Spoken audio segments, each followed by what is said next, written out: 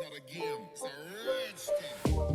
എല്ലാവർക്കും പുതിയ ഒരു വീഡിയോയിലേക്ക് സ്വാഗതം. ബ്ലെസ്സി സംവിധാനം ചെയ്ത് പൃഥ്വിരാജ് സുകുമാരൻ പ്രധാന വേഷത്തിൽ എത്തിയ ചിത്രമാണ് ആടുജീവിതം. ഈ കഴിഞ്ഞ മാർച്ച് 28-ന് ആണ് ചിത്രം ലോകമെമ്പാടും ഉള്ള തിയേറ്ററുകളിലേക്ക് റിലീസിന് എത്തിയിരുന്നത്. റിലീസ് ചെയ്തതിനു ശേഷം സർവ്വ റെക്കോർഡുകളും മറികടന്ന് മുന്നേറിക്കൊണ്ടിരിക്കുകയാണ് ചിത്രം. ഏറ്റവും വേഗത്തിൽ 50 കോടി 75 കോടി കളക്ഷൻ സ്വന്തമാക്കുന്ന മലയാള ചിത്രം എന്ന റെക്കോർഡ് ആടുജീവിതം സ്വന്തമാക്കിയിരുന്നു. ഇപ്പോഴിതാ വെറും 9 ദിവസം കൊണ്ട് ചിത്രം 100 കോടി ക്ലബിൽ ഇടം പിടിച്ചിട്ടുണ്ട്.